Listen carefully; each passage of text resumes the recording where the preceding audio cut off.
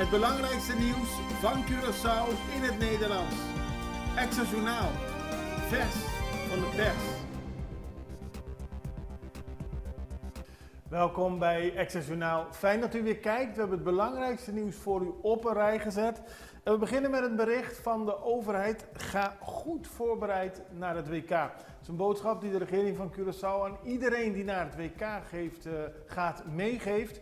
Want het is natuurlijk voor het eerst dat Curaçao meedeed aan het grootste voetbaltoernooi ter wereld. Dat duurt van 11 juni tot en met 19 juli. Er zullen duizenden supporters vanuit Curaçao afreizen om Curaçao te steunen tijdens de verschillende wedstrijden in verschillende gaststeden. Nou, het ministerie van Algemene Zaken en het directoraat Buitenlandse Betrekkingen hoopt dat iedereen goed voorbereid gaat. Dat betekent onder meer dat je paspoort nog minimaal 6 maanden geldig is.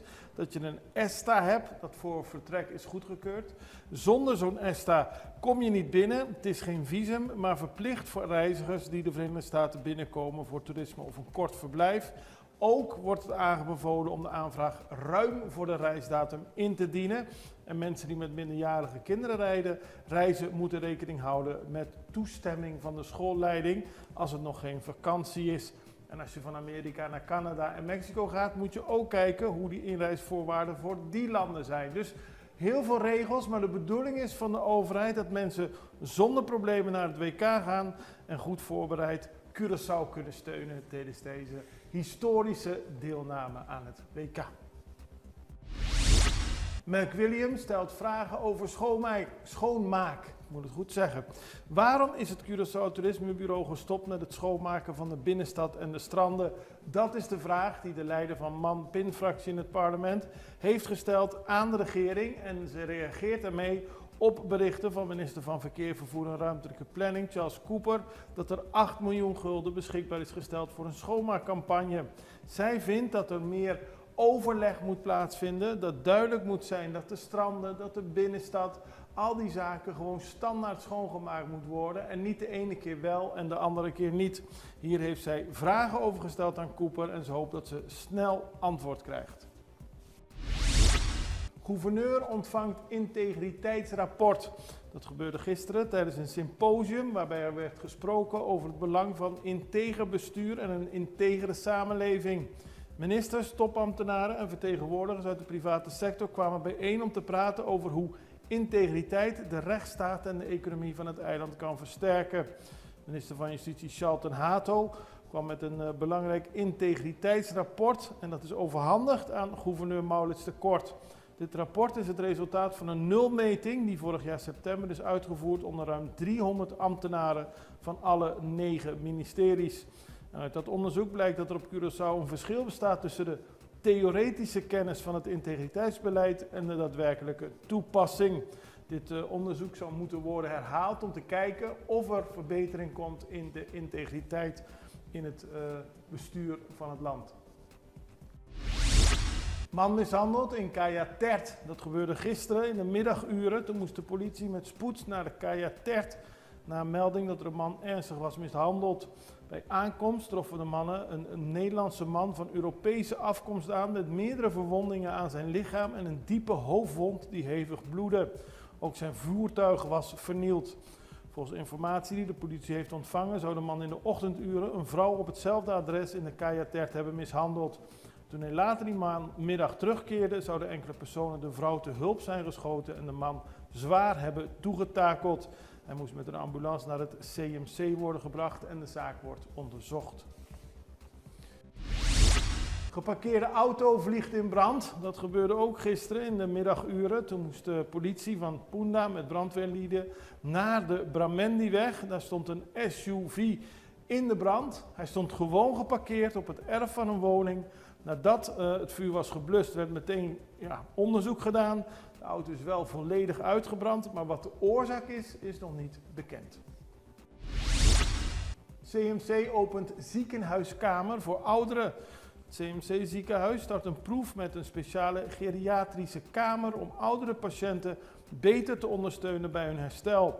De proef begint met 4 bedden en is bedoeld voor patiënten van 65 jaar en ouder die nog ziekenhuiszorg nodig hebben. Daarmee speelt het ziekenhuis in op de snelle vergrijzing van het eiland. Volgens het CBS is inmiddels ruim een kwart van de bewoners op Curaçao 65 plus, tegenover 14% 10 jaar geleden. En in de nieuwe Kamer krijgen patiënten de gebruikelijke medische zorg, maar is er extra aandacht voor voeding, beweging en sociaal contact. Dan gaan we naar de eerste training van de nationale selectie in Amerika. Die vond gisteren dinsdag plaats. En dat gebeurde in de stadion van de Florida Atlantic University. En voordat dat zover was, werd er om 8:30 's ochtends geontbeten, of samen ontbeten, zo moet ik het zeggen. En werd ook de verjaardag van Rochon van Eyma en van Gervaan Castanier gevierd. Van Eyma werd 28, Castanier vierde zijn 30ste verjaardag. Toen kwam de training en daarna ging het team naar het hotel om uit te rusten op te eten. 'S Middags was er een sessie met fotografen van de Viva, een fotoshoot. En ook werd er gesproken over de wedstrijd. Voorbereid voor de training van vandaag. Weer om 10 uur zal er worden getraind. En donderdag staan er 2 trainingssessies op het programma. Donderdag is de eerste achter gesloten deuren. De tweede 's middags zal toegankelijk zijn voor het publiek. Wij gaan even naar een break. We zijn zo bij u terug.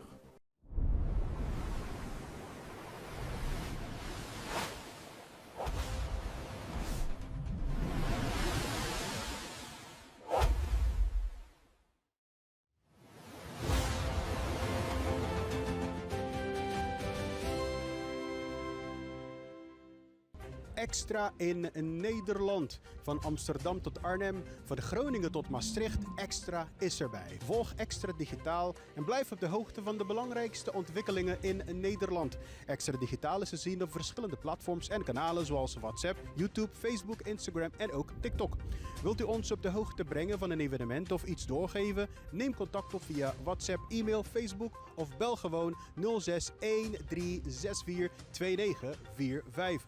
Volg of abonneer je op Extra Digitaal. Klik aan en volg ons.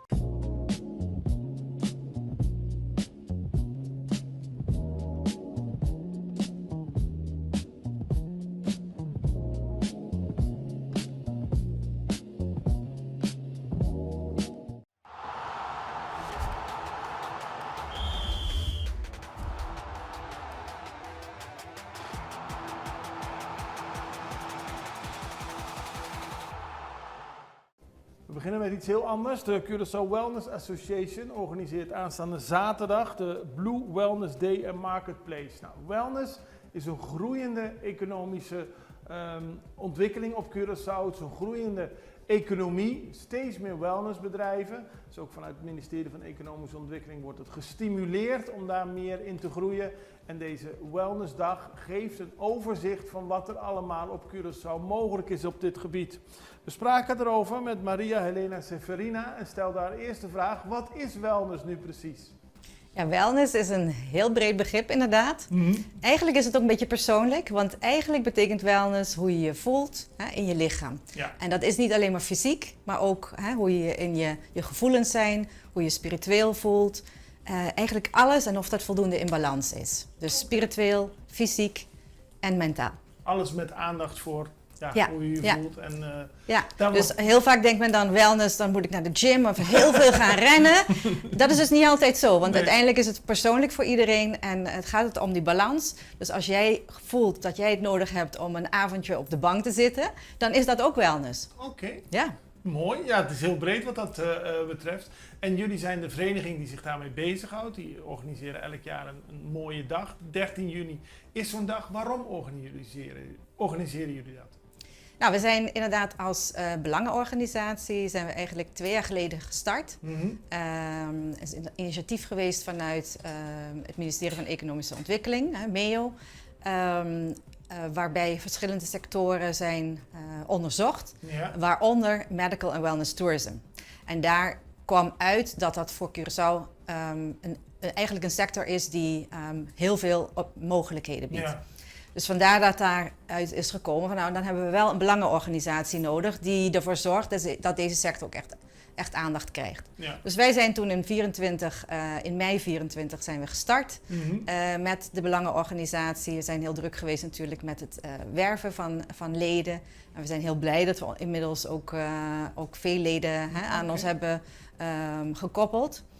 En wat is voor ons eigenlijk het belangrijkste? Want het is eigenlijk bijna een 7 jaar traject waar we in zitten om allerlei strategische pijlers uit te werken voor deze sector.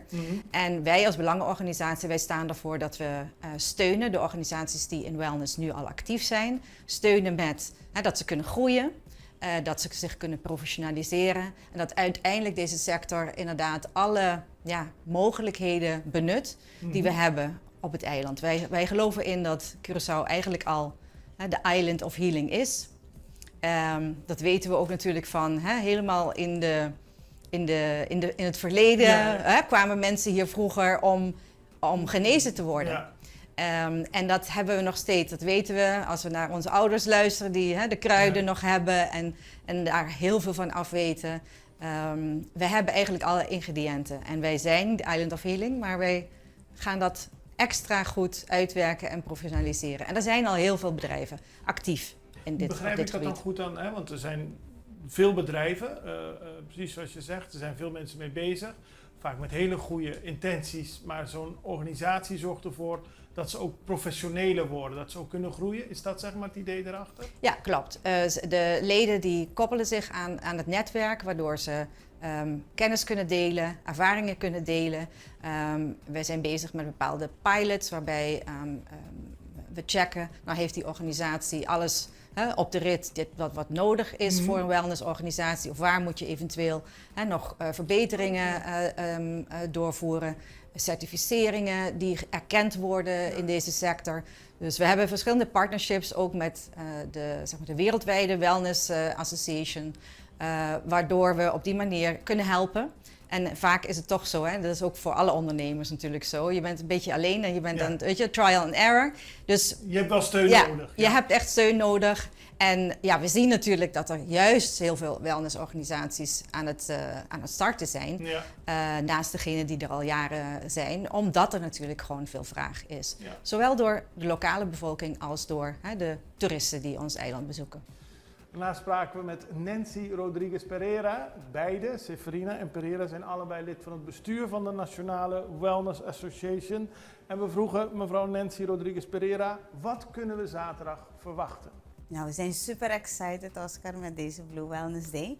En we zijn van 8 tot 5 in Hofimango. Mooie helemaal plek ook. In de natuur. Dus als we het hebben over wellness en well-being, dat is het plek daarvoor.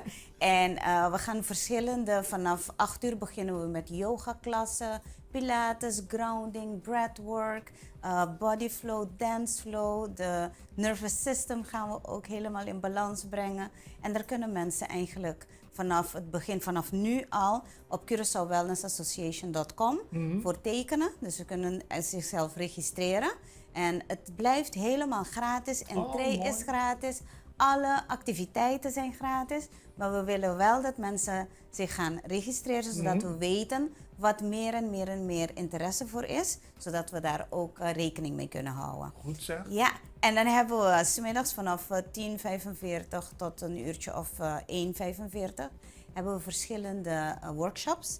Dus hebben we bijvoorbeeld hoe eten het lichaam ook met energie voedt, spiritualiteit op Curaçao. De link tussen financial literacy en emotional literacy. En hoe je dan ook financieel well-being en financial happy kan zijn. Mooi. En dan hebben we ook een workshop over de helingsactiviteiten hier op het eiland. Wat gaande is. Dus dat is super interessant. Ja. En dan kunnen mensen dus echt actief aan deelnemen. We hebben ook sound healing gedurende het hele traject ook in het bos zelf, in het park. Dus je kan eigenlijk gewoon rondlopen in het park, een gratis massage nemen, een lekkere sound healing doen, gewoon lekker genieten van de natuur. En er zijn natuurlijk ook de marketplace hebben we. En dan kunnen mensen ook lekker genieten van verschillende wellness snacks, drankjes, bush teas, dus verschillende, en alles van hier op het eiland. En dan kunnen we allemaal heel rustig Ja. naar de belangrijke wedstrijd van de dag daarna. Kijk eens aan! Kijk eens aan! Maar je dat kan mogen ook lekker combineren. genieten, want de Ja. Truckee Pang is daar en er is rekening mee gehouden. Er zijn dan ook wellness eten, ook in het restaurant van Hoffie Mango zelf ook. Er zijn er verschillende wellnessgerechten. Dus het is eigenlijk echt een plek om samen te komen, de kinderen ook mee te nemen, want we hebben ook een kids corner. En daar kunnen kinderen ook kids yoga doen, lekker ook met art aan het gang gaan. Maar Leuk. ook emoties leren ontdekken. Dus er is ook nagedacht om vanaf kleins aan tot elke leeftijd echt rekening mee te houden. Klinkt echt perfect en je weet Ja, het ook toch? heel mooi te brengen. Ik ben helemaal excited. Ja, ermee. dat begrijp ik.